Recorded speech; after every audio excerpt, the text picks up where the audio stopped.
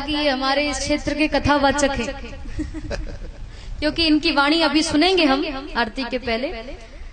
इतना हंसाते हैं और इतना बढ़िया बोलते हैं कि बड़े बड़े कथावाचक कहीं नहीं लगे आपके। तो ताली बजाइए एक बार इनके लिए। हाँ, तो कहाँ थे? पति पत्नी में झगड़ा हुआ। झगड़ा इतना बढ़ गया कि उस पति ने पत्नी से कहा कि अगर तू असल बाप की हो तो मुझसे बात मत करना।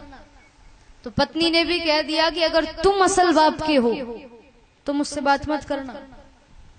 1 महीना हुआ, 2 महीने हुए, 3 महीने हुए, बोलचाल शुरू नहीं हुआ। वो पत्नी भोजन बना के रख देती न, वो भोजन करता, काम पे चला जाता, फिर शाम को वो भोजन बना के रख देती, भोजन करती, सो जाती, पति काम से आता, भोजन करता, वो भी सो जाता। अंत तो गतवा ऐसे करते करते 6 महीने हो गए, बोलचाल शुरू नहीं हुआ। कितने महीने हुए? 6 महीने हुए साहब, बोलचाल शुरू नहीं हुआ। पति ने सोचा एक दिन के पत्नी तो मेरी है, बात करके देखता हूँ, बात नहीं करूंगा तो काम कैसे चलेगा। पत्नी के पास गया और कुछ बोलने ही वाला था कि वो बात बीच में आ गई कि पत्नी ने कहा था कि अगर तुम असल बाप के हो तो मुझसे बात मत करना। मैंने बात कर ली तो नकल बाप का हो जाऊंगा। तो पति ने भी फिर बात नहीं की। बात करने गया था पर कुछ बोला ही नहीं, ऐसे ही आ गया। थोड़े दिन बीते तो पत्नी ने सोचा कि चलो पति तो मेरे ही है, झगड़ा किस घर में नहीं होता, कोई बात नहीं, बात करके देखती हूँ। पत्नी गई, कुछ बोलने ही वाली थी कि वो बात बीच में आ गई।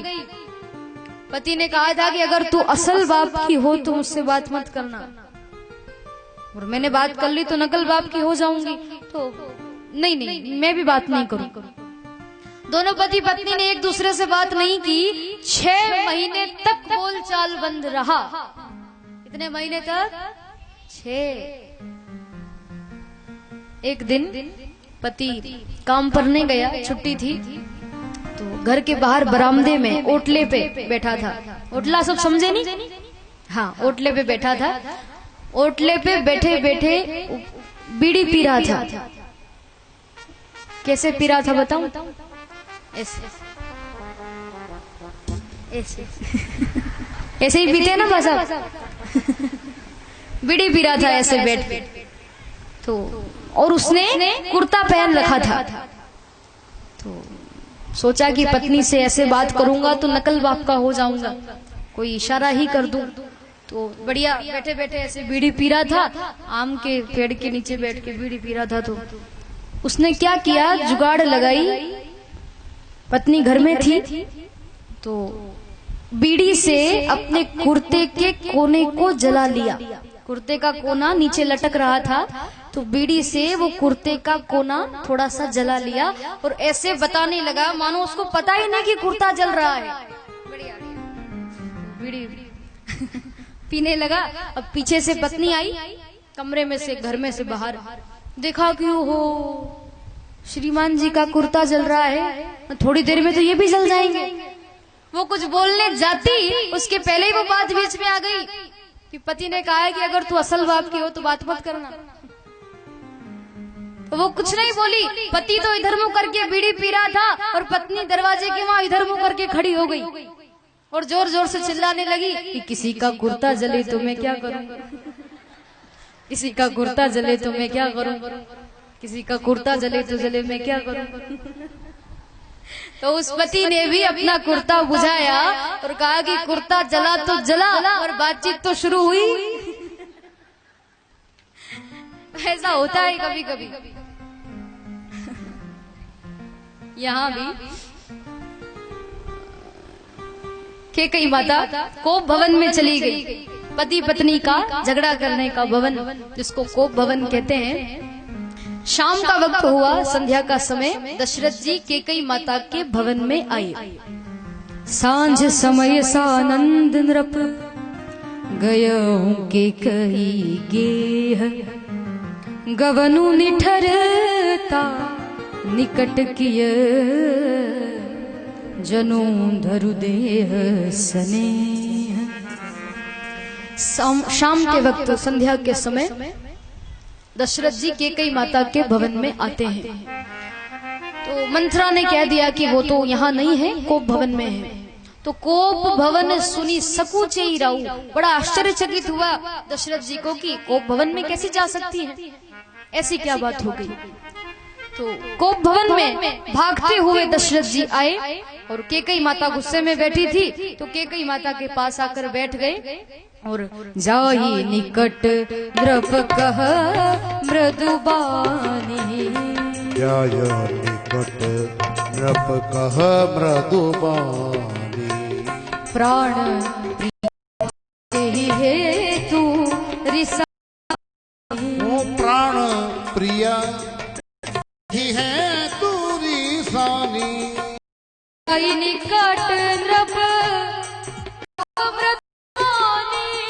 जाय निकट कह मृदुबानी, प्रिया के ही हेतु रिसानी, वो प्राण के ही है तू रिसानी, हेतु रिसानी, के ही है तू रिसानी। दशरथ जी कैकेयी माता की मधुर वाणी में कहने लगे, दशरथ जी की वृद्धा काम वासना नहीं गई। कैकेयी माता की तारीफ करने लगे, बार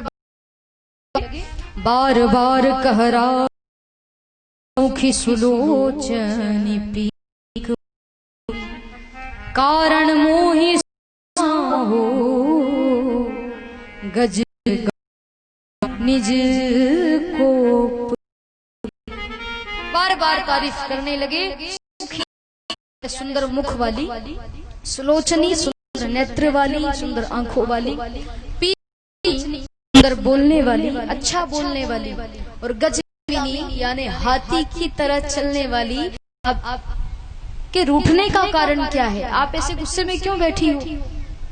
आपको क्या चाहिए? आपको किसी हो तो बताओ। बार बार दशरथ तारीफ करने लगे कि क्या मांगना चाहती हो मांग लो, आप जो मांगोगी मैं आपको देने के लिए तैयार हूँ। आप गुस्से में बैठी हो, मतलब आपको कुछ न कुछ मांगना है, तो क्या मांगना चाहती हो मांगो। कैकेयी माता गुस्से में आकर कहने लगी, मांगो मांगो पे कहूँ पीर, कबहु न देहु न लेहु, देन कहे वरदान दुई, तेहु पावत संदेहु। कैकेयी माता गुस्से में कहने लगी कि बार बार कह रहे हो कि मांग ले, ना कुछ देते हो ना कुछ लेते हो। मेरे पहले के 2 वरदान हैं, मुझे तो उन्हीं की शंका हो रही है कि वो मुझे कब मिलेंगे। दशरथ जी कहने लगे कि हाँ हाँ तुम क्यों चिंता करती हो, अरे कैकेयी तो मुझे ही झूठा बना रही है। 2 वरदान की बात करती है, 4 वरदान मांग ले। झूठे हम ही दोष जन देहु, दुई के चारी मांगू मकुले, क्योंकि रघुकुल रीत सदा चली आई, प्राण जाई पर वचन न जाई। देवी हमारे रघुकुल की ये रीत है कि जो राजा कह देता है फिर उसका वचन सत्य है, और तू है कि मुझे झूठा बना रही है। 2 वरदान की बात करती है तो 4 वरदान मांग ले। क्या मांगना चाहती है? मांग। कैकेयी माता ने कहा कि ऐसे नहीं, पहले आप राम की सौगंध खाकर कहो कि मैंने तुझे वरदान दिया। राम की सौगंध खाकर कहो। तो दशरथ जी ने कहा कि इसमें सौगंध खाने वाली कौन सी बात है, तुम जो मांगोगी मैं तुम्हें दूंगा। मना कर दिया कैकेयी माता ने कि नहीं, आप पहले राम की सौगंध खाइए, उसके बाद ही मैं कुछ मांगूंगी। तो हाथ में जल लिया और दशरथ जी ने संकल्प लिया, सौगंध खाई। मध्यस्थ मेरी बात का यह राज भवन है, साक्षी है यह आकाश, यह पृथ्वी है पवन है।